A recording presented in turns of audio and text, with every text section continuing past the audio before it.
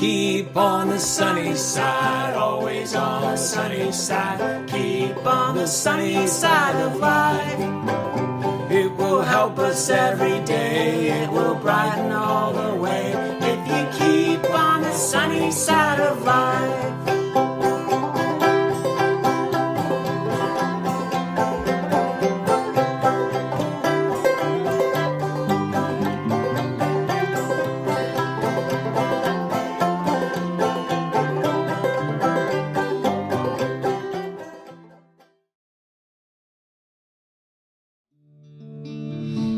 Be thou my wisdom, and thou my true word.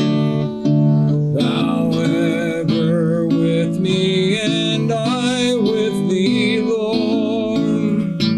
Thou my great Father, I thy true Son. Thou in me dwelling, and I with thee one.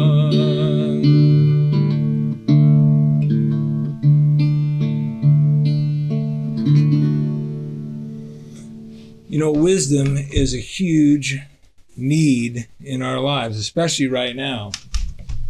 Now, wisdom is more than just facts and figures and knowledge. It's way more than our opinion, really. Wisdom is about discernment. It is about discretion. We'll talk more about that later this week. We're in days where we need way more than facts or assumed facts. We need way more than numbers and statistics, because statistics don't really tell us about your mom or your aunt or your brother-in-law.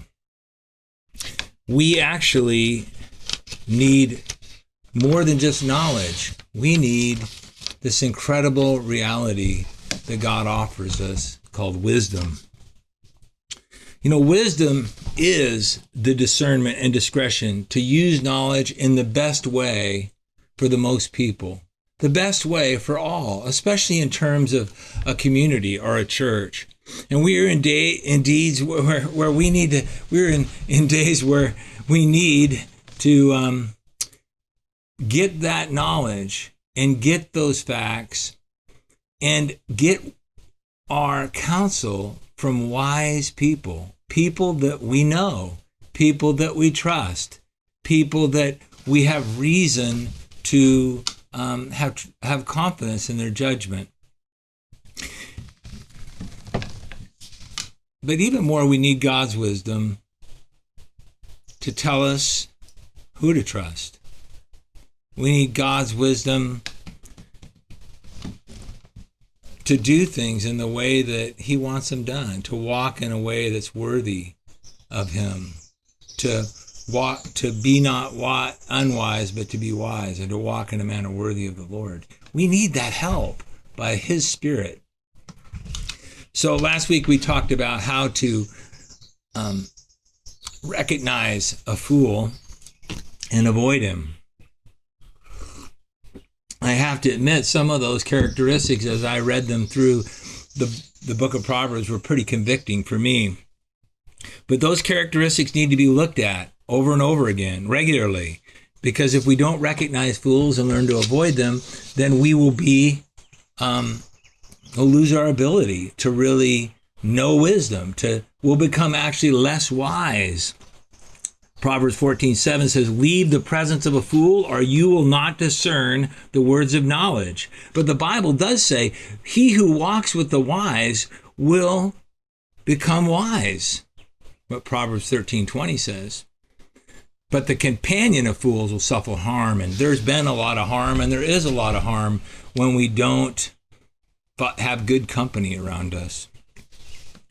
This week begins to talk about walking with the wise. When you choose to listen to wise people, when you seek out people that you know and you trust, when you are willing to receive instruction, It's really important that you do. And in these ways, you learn how to walk with them. You walk with them. You live with them. These are not people that we just see or somebody that we see on the screen. This is somebody that we know, or people that we know, or people that we have had relationships with. We walk with the wise. And when we do that, we become more wise. And we're going to learn more about Sunday. We will deal more fully with the characteristics of the wise. How do you recognize a wise person? It takes a little bit of effort. It doesn't mean they're just good talkers, or it doesn't mean that they're just funny or entertaining. There are certain qualities that are really important. And so we want to recognize them. But tonight I want to take some time about another issue and talk to you as your pastor. Because for many of you, I've been your pastor maybe your whole life. I've been your pastor for most of 40 years. Hopefully, most of you know me. And of course, I should introduce myself. I'm Joe Martin. I'm the pastor at Toledo First Baptist Church. You know, a lot of you, we've cried a lot of tears together. We've stood around some of our closest friends or family members. We've stood around their graves and wept together. We've been through some very, very complicated problems, maybe in your family or in your marriage, or maybe you went through a divorce. We've also rejoiced together. We've camped together. We've swam together. We've caught fish together. We've climbed mountains together. We rejoice together a lot. And I hope that you will trust me in this time. Trust me as I seek to guide us as a community, as a church, to do this wisely, to do this safely, for not just a few people, or for a few people with particularly strong opinions and that need to be respected, but for all people, for everybody. You see, many have been asking me when we will meet again for in person together services, and boy, I wish I had a definite answer today, but I long for that day too. I really, really do. And we're seeking, and we're praying, and all the other staff is praying with me too, and many of you are too. And this has been presented, unfortunately, in sometimes in the wrong way, this question, this issue. Some see what's going on as far as whether we meet or not together in person as a faith issue. That if you really had enough faith, you would just be willing to get sick, take the chance of getting sick, or maybe making somebody else sick. I disagree with that. Some say it's a individual freedom issue. And though it is true that some of our motion and freedom to move has been affected, and for some of you it's been for a whole bunch of reasons, work or whatever, it's been very, very difficult. But this is not the question I'm dealing with. The question for me is, at what point do I allow my freedom? I'm willing to suspend my freedom to do something for love, for the good of someone else, to protect someone else. And maybe that will just be because they feel distressed. And then some have turned this into a political, divisive issue. And that's unfortunate as well, because that's not how I operate. That's not what I think about in this at all. This to me is just a wisdom issue. And this is a love issue. And those two really go together, especially as you read them in the New Testament. How can we, you and I, and all of us, no matter what our opinions about what's happening in our society, what your opinion may be about the nature of this current crisis, how can you and me, as a community, wisely love people in our church and love the people that are around us, that God has given us as a witness, that all men would know that we are his disciples? That's why we're here. So how can we plan in a way that takes the best information from our trusted doctors, and that's the people that we really want to trust, from our trusted advisors, to wisely begin to meet again at the right time in the most caring and loving way? Now, I'm going to talk more about this verse, but in James chapter 3, verse 13, it says, "Who among you is wise and understanding? Let him show it by his good behavior, in his deeds of gentleness and wisdom.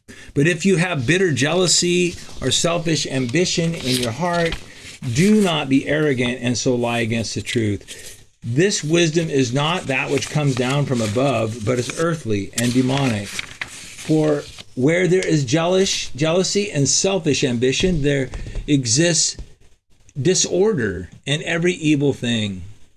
But the wisdom that comes down from above is pure and peaceable and gentle and reasonable, full of mercy and good fruits, unwavering, without hypocrisy. And the seed whose fruit is righteousness is sown in peace by those who make peace." Notice the relationship between love and wisdom. Love is patient. Wisdom is patient. Love is peaceable. Wisdom is peaceable. Notice that relationship. And the commandment in scriptures are to be all applied against one command. And so everything we're encouraged to do, everything that we are challenged to do, whether it's whatever we do in our Christian practice, it is to be measured against one big command.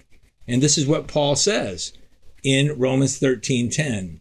Love does no harm to its neighbor. Did you get that? Love does no harm to its neighbor. Therefore, love is the fulfillment of the law. Now, some have been concerned, and I understand that concern. Some have been concerned that they may be disobeying God by not attending in-person services. And some have been troubled by voices saying that they're not being faithful, that they are in some way sinning in this way. Well, I want you to know that that is not my view. I want you to know that not gathering is not disobedience if your reason for not gathering is love. If your reason for not gathering is wisdom. Love does no harm to its neighbor. That might be physical harm, but it could also be spiritual harm or even emotional harm. Therefore, love is the fulfillment of the law. It is important to remember that the purpose of gathering together, and I've spent my whole life, almost 40 years, encouraging you and telling you and calling you and provoking you, hey, come so we can encourage each other. So this is hard for me. But is it important to always go back to the purpose of gathering? It is to stimulate one another to love and to deeds of love. That's what the book tells us. Hebrews chapter 10:24 says, "Let us consider how to stimulate one another to love and good deeds." That is the goal. That is the objective. Not forsaking our own assembling together as a habit of some is, but encouraging all the more as we see the day approaching. What are we encouraging? We're encouraging loving, how to stimulate love and good deeds. The question is, we are gathering, what's the purpose? For the simple purpose to encourage more love and encourage more good deeds. This is really important to remember. As a matter of fact, if the act of gathering, this is what I want you to consider that I'm wrestling with. If the act of gathering puts others in harm's way by way of sickness, or in some way puts them at risk, maybe even of death, that does not show or inspire love. It doesn't demonstrate it, because love does no harm to its neighbor. Therefore, love is the fulfillment of the law. This is really hard for me because I miss getting to see you in person. I miss seeing you face to face. I miss laughing with you and seeing your smile. And this is hard for many of you to accept because you and I have lived through a long period where we have not had to deal with pestilence and pandemics. As I told you before, my grandmother 100 years ago died not from the flu in 1918, but from going to the hospital to have a baby. But the hospitals were so overwhelmed with patients and the doctors were all sick. No one could take care of her, and she died. It changed my family. It affected me in ways I may not know, but it changed my dad forever. His mom went to the hospital when he was 4 years old. and she never came back, and he never got to see that little brother that was lost. You see, what you and I have grown up with is we've never been in a time like this where it disrupted church life and church community. But what you and I have grown up with in this type of stability and security is an exception to the rule. Most of the history of the church has had to not meet together. Our forebears have had to choose not to gather together in normal ways for many different reasons throughout the history of the church. Even right now in other parts of the world, sometimes they can't. They have chosen to not meet in designated church buildings for much of the early church history. Sometimes because of persecution, as it is right now in many places, but sometimes because of pestilence. You know, this pandemic, you know what it is? It's a call to us to remember our roots and adjust in love and patience. To just adjust in love and patience to the situation that we have to deal with. We didn't pick it, neither did I. As much as we look forward to when we can gather together again in our building again, we don't need to meet in person to still be the church of God. When we choose the way of love, we choose to do no harm to our neighbor, to protect our neighbor, and to do good to all men. That's what we do. That's what we're all about. That's our motto. Love God, love one another. We as God's people are called to do what Jesus' command was. I give you a new commandment, that you love one another, even as I have loved you, that you also love one another. And furthermore, Jesus goes on to say in John 13:35, by this all men will know you are my disciples, that you love one another. You want to know how people are going to know we're real? Not by whether we have a full parking lot of cars, but whether we love one another. We are not commanded to demand our privileges, but to love one another as servants of all men. This is my prayer for you, and I pray that you will pray for me and for the other staff as well. Pray for my wisdom. Ooh. And pray for all the pastors' wisdom. Pray for your own wisdom. It is our priority to act in the most loving and careful manner. And we are committed to not placing any one of you in an unessential risk for sickness or death or harm. And you may have to forgive us later for caring too much about you, for being maybe overly cautious. But I'll tell you something, we are not ready to be forgiven, to have to ask forgiveness for being careless and heedless and uninformed. Remember, wisdom calls us to be patient. It calls us to be peaceable. It calls us to love. So let's remember, right? Let's remember.